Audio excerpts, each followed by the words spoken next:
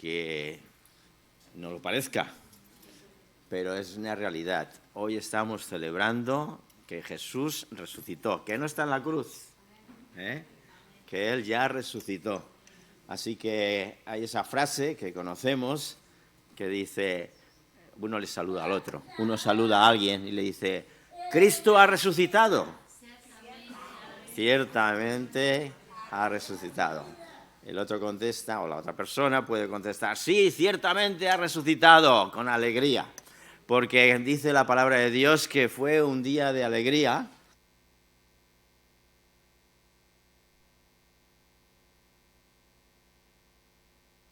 Esto,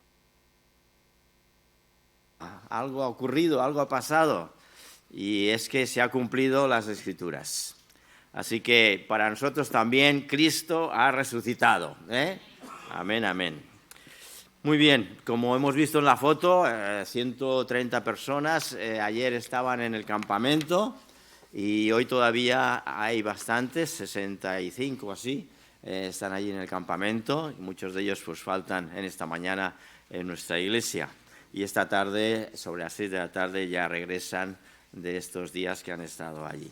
Así que estamos contentos de que han sido días pues, de comunión y de buena amistad y de conocer más de la palabra de Dios. Bien, esta mañana, como decimos, y siendo especialmente este día de resurrección, yo creo que lo más apropiado es hablar pues, de la resurrección. Y en este caso he buscado pues, seis razones para creer en la resurrección de Jesús. ¿Y por qué? ¿Por qué los cristianos creemos o celebramos, en cierta medida, recordamos ese acontecimiento, la resurrección? ¿Por qué lo hacemos los cristianos? ¿Por qué creéis que lo hacemos? ¿Porque nos gusta? ¿Porque es un día de fiesta? ¿Porque podemos salir al campo?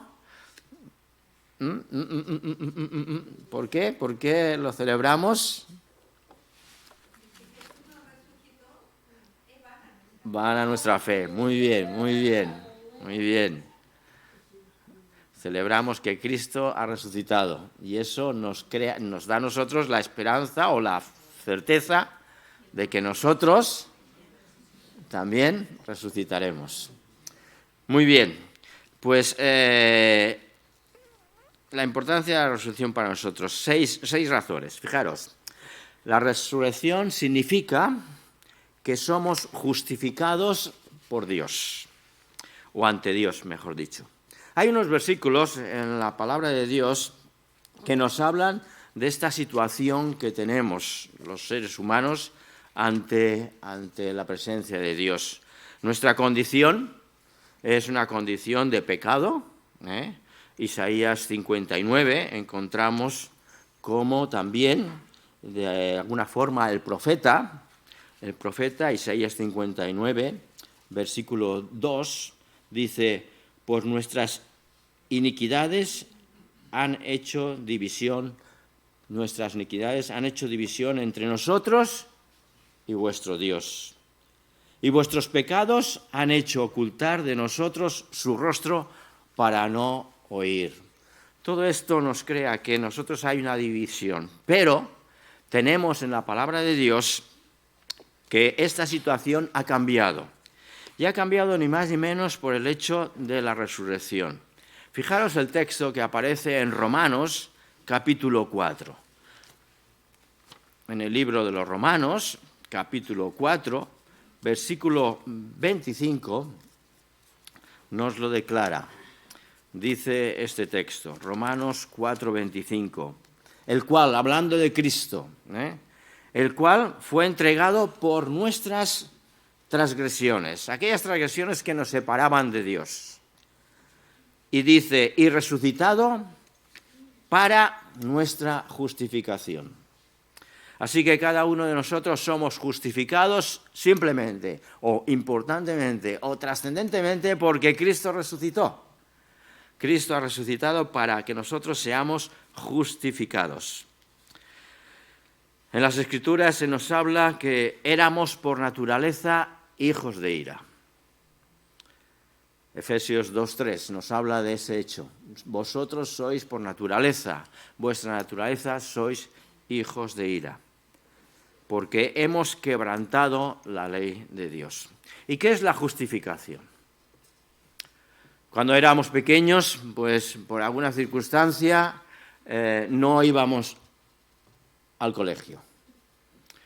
Quizá nos hacíamos el enfermo, o quizá no teníamos ganas. ¿Y qué tenía que hacer nuestro padre o madre? Justificarnos. Es decir, tenía que firmar un papelito alegando de que nosotros estábamos indispuestos ese día. Así que Cristo firmó en la resurrección nuestra justificación. Y esto es muy importante. Cuando Jesús murió en la cruz, Él tomó nuestro castigo para que pudiésemos ser justificados delante del Padre. Decíamos al principio que estábamos separados del Padre por nuestras iniquidades y pecados. Pero Cristo nos firma por nosotros, y eso hace que seamos aceptados por Dios por medio del sacrificio de Cristo, y así ser admitidos delante de su presencia. Tenemos acceso delante del Padre por esa justificación. El segundo razonamiento que podemos encontrar respecto a la resurrección es que creemos en la resurrección porque Cristo nos ha justificado. Pero creemos en la resurrección porque demuestra que Cristo venció a la muerte. La muerte, podemos decir que es el mayor enemigo de la humanidad. ¿Tienes un enemigo cercano? ¿Tienes algún enemigo que te ataca? ¿Tienes alguien que está intentando tu mal? Probablemente aquellos que están sufriendo guerras y sufriendo la guerra o otro tipo de dificultades tienen enemigos. Pero la humanidad, el mayor enemigo que tenemos no es ni menos que la muerte. La resurrección demuestra que Cristo venció a la muerte. Es un castigo justo, es verdad. La muerte es un castigo justo. ¿Por qué? Porque nos dice que en Romanos capítulo 6, versículo 23, nos dice que aquel versículo que menciona, porque la paga del pecado, dice, ¿os acordáis de él? Dice, porque la paga del pecado es muerte, pero más la dádiva, el regalo de Dios, es vida eterna en Cristo Jesús. El índice de mortalidad siempre va a ser el 100%. Cada uno de nosotros no digo, bueno, pues yo tengo un índice de mortalidad pues a lo mejor del 60%, ¿no? O el 20%, o el 90%. No nos equivoquemos. Nuestro índice de mortalidad es ni más ni menos que el 100%. Así que tenemos que vencer ese 100% de alguna forma u otra. Por mucho esfuerzo que hagamos, poder que tengamos, riquezas que podamos obtener, no podrán detener a la muerte, que nos va en algún momento a arrebatar. No tenemos que temer el castigo que viene después de la muerte. Eso es importante. La muerte va a venir, pero lo que no podemos es temer el castigo que viene después de la muerte. ¿Y por qué? Porque encontramos un texto maravilloso en Primera de Corintios, capítulo 15. Primera de Corintios, capítulo 15. Dice así el apóstol Pablo, hablando de ese aguijón, esa muerte que acontece. Y dice los versículos 55 al 57, dice, ¿dónde está, oh muerte, tu aguijón? Pues, un pastor dijo que teníamos el 100% ante la muerte. Pero Pablo dice, ¿dónde está, muerte, tu aguijón? ¿Dónde está, oh sepulcro, tu victoria? Ya que el aguijón de la muerte es el pecado y el poder del pecado la ley. Más gracias sean dadas a Dios, que nos da la victoria por medio de nuestro Señor Jesucristo. Así que nosotros podemos estar convencidos de que la resurrección de Cristo nos va a librar de lo que hay después de la muerte. Es un razonamiento muy lógico, creo que podemos todos entender. El tercer razonamiento que os planteo es que la resurrección confirma, ni más ni menos, la veracidad de la palabra de Dios, de la Biblia. La veracidad de las Escrituras. La resurrección nos confirma que las Escrituras son verídicas, dicen la verdad. Y por eso tenemos que acudir a aquellos textos del Antiguo Testamento, las profecías que encontramos en el Antiguo Testamento, y hay varias de ellas, especialmente la que encontramos en el libro de Isaías, ese libro tan hermoso del profeta Isaías. El capítulo 53, que a veces leemos, porque es un capítulo profético de lo que iba a acontecer a Jesús, de lo que iba a pasar Jesús. Y este capítulo 53 de Isaías, concretamente los versículos 10 al 12, dice, con todo esto el Señor Jehová quiso quebrantarlo a sufrimiento, quebrantarlo y sujetándolo a padecimiento, hablando ni más ni menos de la profecía que iba a acontecer en la persona de Cristo. Cuando haya puesto su vida en expiación, Cristo Jesús, por el pecado, Él verá linaje, vivirá por largos días. ¿Qué está hablando? Está hablando de que resucitará, de que vivirá por largos días. Y la voluntad de Jehová será en su mano prosperada. Verá el fruto de la aflicción de su alma y quedará satisfecho. Por su conocimiento justificará mi siervo justo a muchos y llevará las iniquidades de ellos. Por tanto, yo le daré parte con los grandes y con los fuertes repartirá despojos. Por cuanto derramó su vida hasta la muerte y fue contado con los pecadores, habiendo él llevado el pecado de muchos y orado por los transgresores. La veracidad de la palabra de Dios. Si Cristo resucitó, demuestra que lo que escribió el profeta Isaías es auténtico, es real, es profecía, es palabra directa de Dios. Hay el Salmo 16. El Salmo 16 encontramos unos versículos también que nos hablan de esa profecía que acontecería en la persona de Jesús. Este Salmo 16, versículo 10 también. Leemos estos textos. Salmos 16, versículo 10.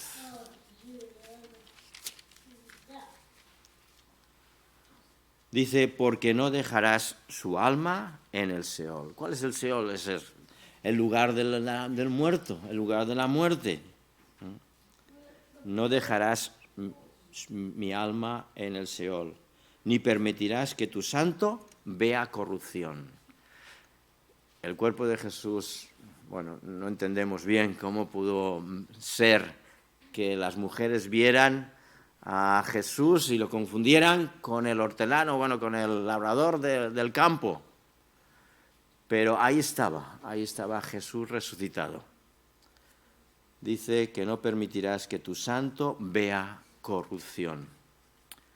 Las Escrituras, pues, nos demuestran la resurrección, nos demuestra que las Escrituras son veracidad, son reales. El cumplimiento de la veracidad de la resurrección de Cristo y de las Escrituras es algo auténtico y real que podemos afirmar. Tenemos razones para creer que la resurrección fue un hecho real y auténtico. Un cuarto punto que podemos también extraer, que la resurrección prueba que el Evangelio es verdadero. ¿Y por qué digo esto? Porque también el apóstol Pablo, en 1 Corintios, capítulo 15, encontramos aquellas palabras. Dice, capítulo 15 de 1 Corintios, el apóstol Pablo, escribiendo, menciona el versículo 3 y 4. Dice, porque primeramente os he enseñado lo que asimismo recibí. ¿Y qué recibió el apóstol Pablo? ¿Fue una revelación especial? Dice que Cristo murió por nuestros pecados, conforme a las Escrituras, y que fue sepultado y que resucitó al tercer día, conforme a las Escrituras. Volvemos a recordar esa realidad, esa profecía que luego el apóstol Pablo reafirma. Las Escrituras lo habían dicho. Él murió por nuestros pecados, pero resucitó conforme a las Escrituras. El hecho de que Jesús vive hoy significa que Él es poderoso para salvarnos. La resurrección nos habla del mensaje del Evangelio. El mensaje del Evangelio es un mensaje de buenas nuevas, un mensaje de salvación a todo aquel que cree. Y si Cristo resucitó, nosotros también resucitaremos. Este fue el argumento mismo del apóstol Pablo en este capítulo 15 que estamos teniendo ahí, donde él defiende la verdad de la resurrección dando una explicación que el evangelio cristiano depende de esa realidad. Las buenas nuevas de salvación dependen de la realidad de que Cristo resucitó. Dice, y si Cristo no resucitó, vana, dice, vana es entonces nuestra fe. Nuestra predicación sería vana. ¿A quién podríamos darle unas buenas nuevas si Cristo no hubiese resucitado? ¿A quién podríamos decirle que vas a ser salvo? Porque creemos en que un día resucitaremos y vamos a tener esa salvación prometida. Si Cristo no resucitó, vana es entonces nuestra predicación, dice el apóstol Pablo, y vana es también nuestra fe. Y si Cristo no resucitó, sigue diciendo, vuestra fe es vana, aún estáis en vuestros pecados. Entonces también los que durmieron en Cristo perecieron. Si en esta vida solamente esperamos en Cristo, somos los más dignos de conmiseración de todos los hombres. Si no creemos que Cristo resucitó, vana es nuestra fe. No tenemos esperanza. ¿Para qué predicar el Evangelio? Pero es un razonamiento muy lógico que podemos dar a cualquier persona. Predicamos que hay buenas nuevas, que hay un más allá, que hay una esperanza, que hay un evangelio maravilloso que puedes recibir. Porque ni más ni menos Cristo resucitó y nuestra fe es auténtica en esa realidad. Pablo, pues, explica que la resurrección no es solo una parte fundamental del Evangelio, sino que es esencial del Evangelio. Sin la resurrección, los cristianos creeríamos en vano y no tendríamos esperanza. Pero Cristo ha resucitado y ahora tenemos la esperanza y el perdón de nuestros pecados. Vamos por el cuarto razonamiento. ¿Recordáis del primero? Decíamos que la resurrección significa que somos justificados en Cristo. porque así lo dice la palabra de Dios, justificados por medio de la resurrección de Jesucristo. El segundo de los argumentos que tenemos, que la resurrección demuestra que Él venció a la muerte. Luego tenemos un tercero. La resurrección confirma la veracidad de las Escrituras, porque así fue profetizado que resucitaría. Y este último nos confirma que el Evangelio es verdadero y que vale la pena hablar del Evangelio, porque tenemos esa esperanza de que las buenas nuevas son para todos. Pero fijaros ahora este quinto punto. La resurrección prueba que Él es el Hijo de Dios. ¿Quién en la historia, quién hombre, mujer de la historia, pudo decir, al tercer día resucitaré? Al tercer día resucitaré. Nadie.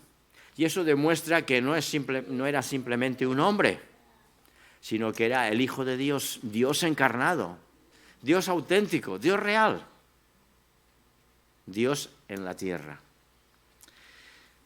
En Romanos, primer capítulo del libro de los Romanos, el versículo 4, también encontramos estas palabras.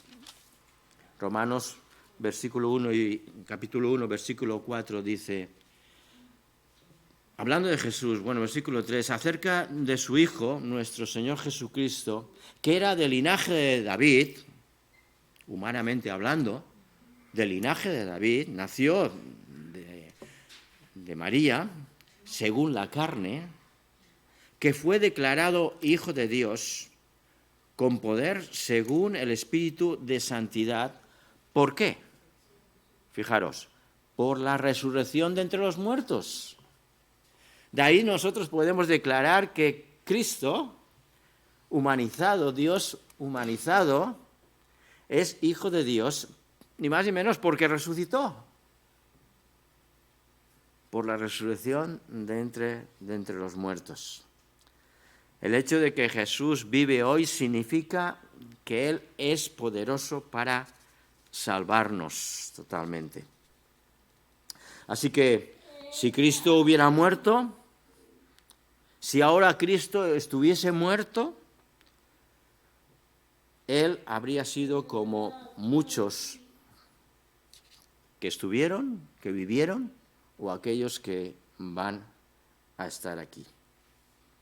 Muchos que van a venir después. Pero no sucedió así. Su resurrección prueba, ni más ni menos, que Él es alguien único en la historia. El Hijo de Dios. Cuando nos dicen, es que Jesús era un hombre como tú y como yo. Sí, es verdad, Él padeció como tú y como yo. Podemos recordar en esta semana que ha transcurrido, ese Viernes Santo, ¿no? Alguien me decía esta mañana cómo Jesús tuvo que sufrir, padecer ante lo que le tenía que venir, y no como un superhéroe, sino como tú y como yo. Y tuvo que pasar ese tiempo de agonía, de sufrimiento, ¿no? Delante de la cruz. Pero qué maravilloso es saber que no se quedó ahí, que Él resucitó. Y a cualquier persona podemos decirle, puedes pensar que Jesús era un hombre como tú y como yo, pero además de eso, Él es Dios, era Hijo de Dios. Y lo certificamos porque resucitó. Bien, tenemos un sexto razonamiento o argumento para poder hablar de ello. La resurrección nos da una esperanza. La resurrección nos da una esperanza viva, una esperanza real. En Primera de Pedro, primer capítulo y los primeros versículos que encontramos en este libro de Primera de Pedro, versículo 3 y 4, nos hablan de esta esperanza. Primera de Pedro, capítulo 1, 3 y 4. Fijaros cómo lo expresa el apóstol Pedro. Dice: bendito el Dios y Padre de nuestro Señor Jesucristo, que según su grande misericordia nos hizo renacer a una esperanza viva. ¿Por qué nos hizo renacer a una esperanza viva? Pues se lo preguntamos a Pedro. Pedro dice: nos hizo renacer a una esperanza viva por la resurrección de Jesucristo de los muertos. Así que nosotros podemos afirmar que tenemos esa esperanza viva. Y aún más, para una herencia incorruptible, incontaminada, inmarcesible, reservada, podríamos hablar más y más, reservada en los cielos para nosotros. Así que si tenemos esperanza de vida, después de esa muerte que tenemos el 100% de posibilidades de morir, Pedro dice que gracias a la resurrección de Cristo, nosotros viviremos. Y es una esperanza de vida eterna. Los cristianos, pues, tenemos esa esperanza tremenda. ¿Por qué? ¿Por qué tenemos esa esperanza? Pues os diré. Porque nuestros pecados han sido perdonados. Segundo, hemos sido justificados, como decíamos, hemos sido justificados por Cristo delante de Dios el Padre. Tercero, hemos pasado de ser enemigos de Dios a ser hijos de Dios y perdonados por Él. Cuarto, hemos recibido una herencia eterna que nadie puede quitarnos. Por todo esto tenemos esperanza, una esperanza que nadie puede quitarnos. Nuestros pecados han sido borrados, hemos sido justificados, ya no somos enemigos de Dios, porque hemos sido perdonados por Dios y recibimos esa herencia eterna. Ya tengo ganas de morirme. Así que no hay una noticia mejor que podamos dar hoy. Cristo ha resucitado. Sí, ciertamente ha resucitado. Eso nos da una fuerza tremenda a los cristianos. Quizá otras religiones tendrán otro tipo de fuerza espiritual para las convicciones, pero nosotros tenemos esa fuerza en nosotros, que Cristo ya no está en la cruz, ni tampoco está en la tumba. Cristo ha resucitado. Hoy estamos recordando ni más ni menos esa resurrección de Jesús. Y bueno, y entonces, ¿qué implica? ¿Qué implica esto para nosotros como cristianos o como personas que estamos en este mundo por un tiempo determinado? ¿Qué implica para cada uno de nosotros que Cristo haya resucitado? Si creemos en Jesús, que ha resucitado, y como hemos visto, tenemos razones, no solamente es algo espiritual que no vemos, pero tenemos razones suficientes para creerlo. Jesús dijo: yo soy la resurrección y la vida. Fijaros cómo él se lo dice, se lo explica a Marta. ¿Recordáis a María y Marta? Marta era un poco menos espiritual que María, más carnal, ¿no? No.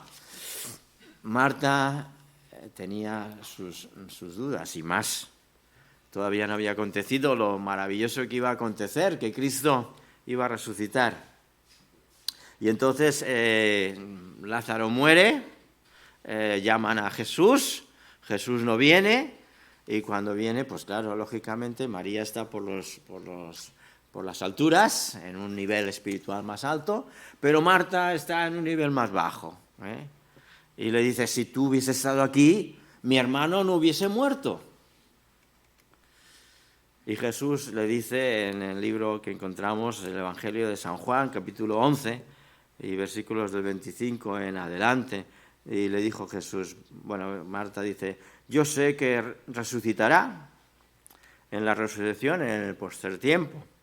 Y Jesús le dice, yo soy la resurrección y la vida. El que cree en mí, aunque esté muerto, vivirá. Y todo aquel que vive y cree en mí no morirá eternamente.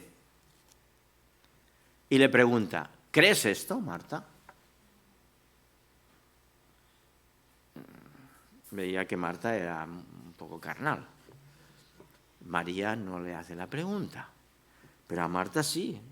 ¿Crees realmente esto, Marta? ¿Que yo soy la resurrección y la vida? Bueno, y todo aquel que cree en mí, aunque esté muerto, vivirá. ¿Crees esto? Así que nosotros en esta mañana, ¿qué implica la resurrección para nosotros? Como hemos dicho, teníamos esos razonamientos y probablemente podíamos encontrar muchos más para creer que la resurrección es algo auténtico, fue algo auténtico y real. ¿Pero qué implica? Jesús también nos puede preguntar a nosotros hoy, ¿crees esto? ¿Crees que yo soy la resurrección y que aunque estés muerto, el que cree en mí vivirá? Así que como Jesús interpela, impulsa, aconseja a tomar una decisión a Marta. ¿Crees esto, Marta? Jesús también a cada uno de nosotros en esta mañana nos hace la misma pregunta. ¿Crees esto? ¿Crees que realmente yo soy la resurrección y la vida? Y que si es así, vas a vivir eternamente. Así que es la conclusión que yo he sacado de este pasaje, de este texto de esta mañana. El Evangelio nos sigue a cada uno de nosotros preguntando, ¿crees en mí? ¿Crees que soy el Hijo de Dios? Porque resucité, al tercer día resucitaré. Y nosotros ahora pues podemos contestar, María, ¿no sabemos lo que dijo? Sí que lo sabemos, por lo menos el texto lo recoge. Ella contesta, después de que Jesús le pregunta, ¿crees esto? Le dijo, sí, Señor, yo he creído que tú eres el Cristo, el Hijo de Dios que ha venido a este mundo. Y nosotros, aquellos que creemos, podemos también decir esas mismas palabras. Sí, Señor, yo he creído que tú eres el Cristo, el Hijo de Dios que ha venido a este mundo a morir por mí, por mis pecados, por mi condición de separado de Dios, pero que gracias a la resurrección, gracias a Cristo, hemos sido justificados delante de Dios y podemos acercarnos al Padre, sabiendo que algún día también viviremos con Él. Que el Señor os bendiga.